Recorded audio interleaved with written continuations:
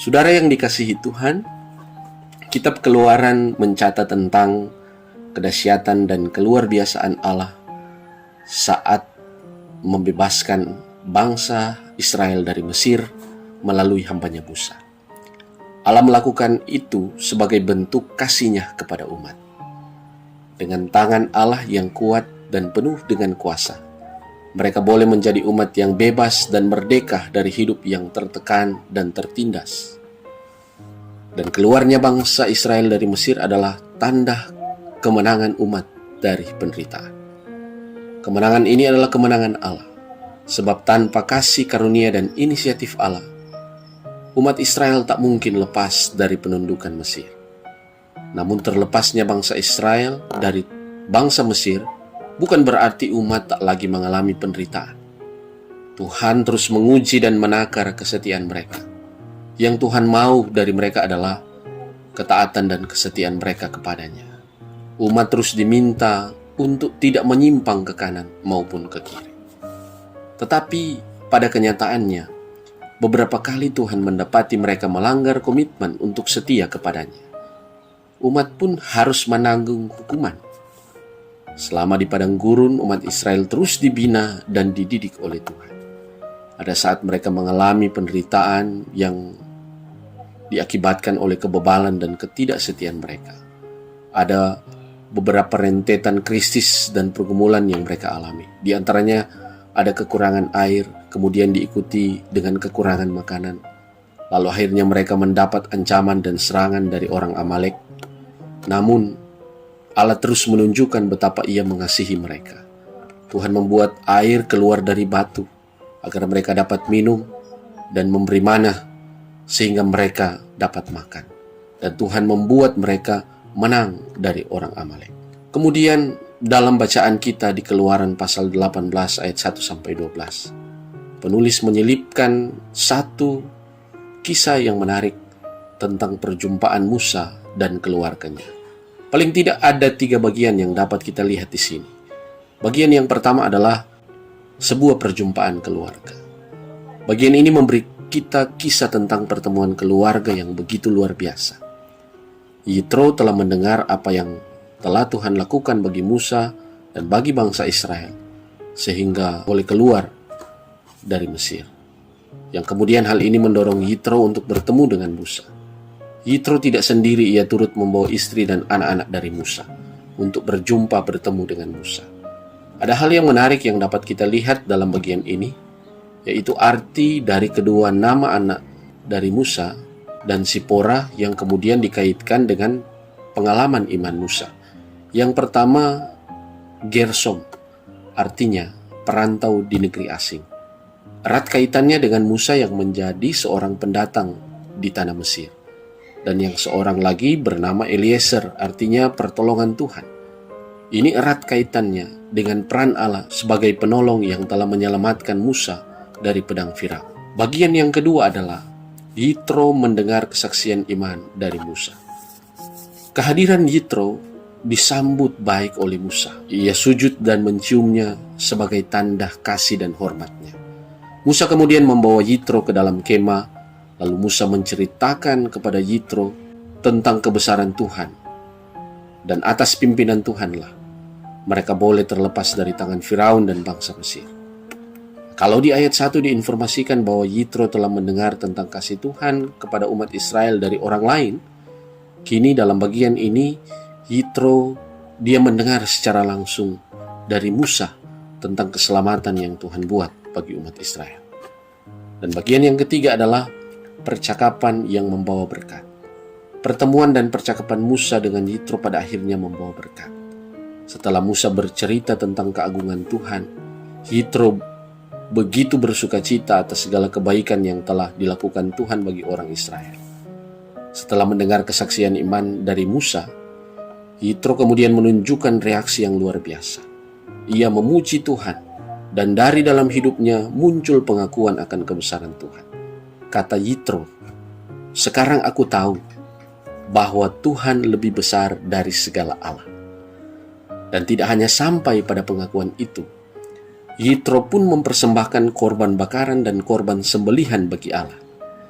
Dan apa yang dilakukan oleh Yitro turut membawa berkat bagi orang lain, di mana Harun dan semua tua-tua Israel datang untuk makan bersama-sama dengan Yitro di hadapan Allah.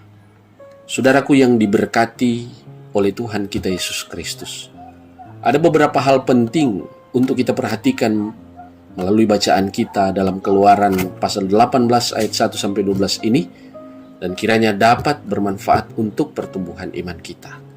Yang pertama, pembebasan umat Israel dari tanah Mesir terjadi karena kemurahan Allah. Dengan kasih karunia Allah, mereka dibebaskan dan diselamatkan dari tangan Firaun dan orang Mesir.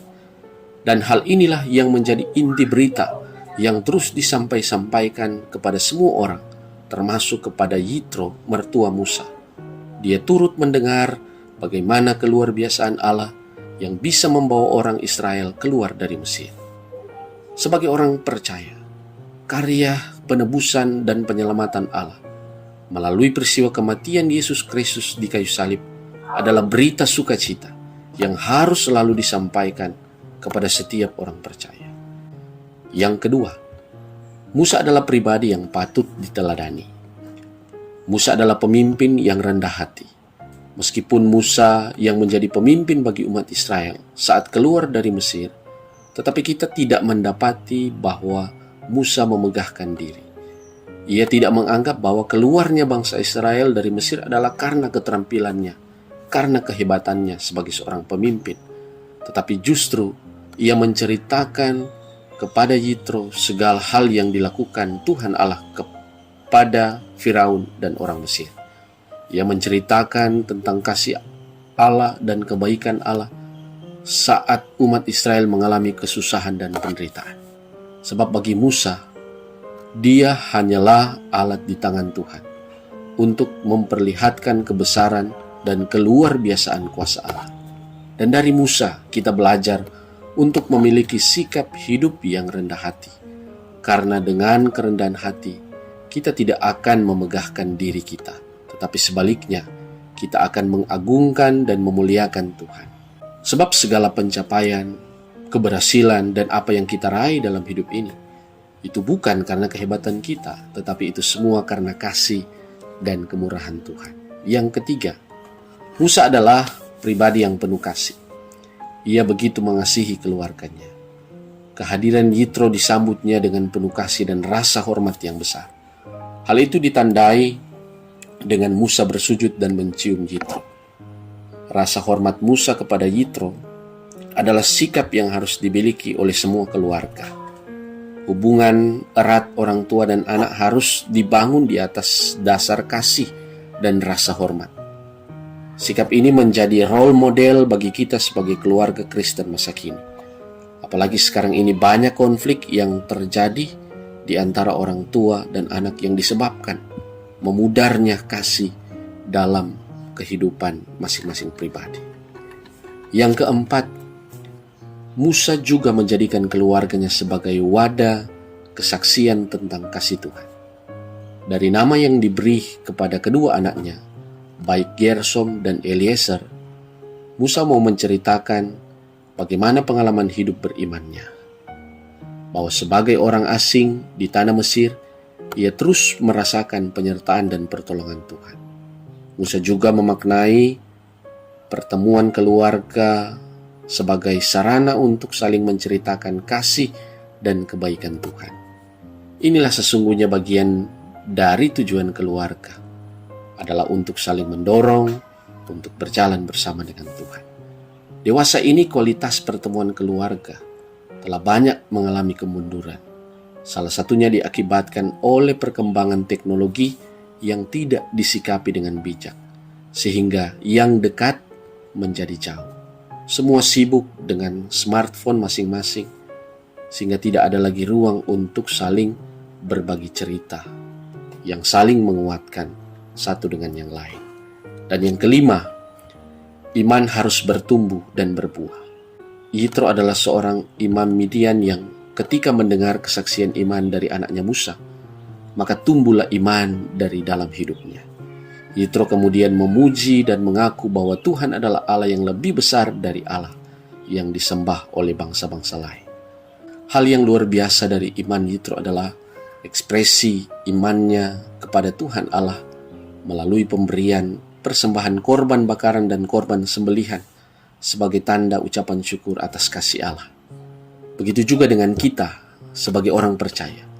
Kita harus mengekspresikan iman kita kepada Yesus Kristus sebab Ia telah menyelamatkan kita dari hukuman dosa.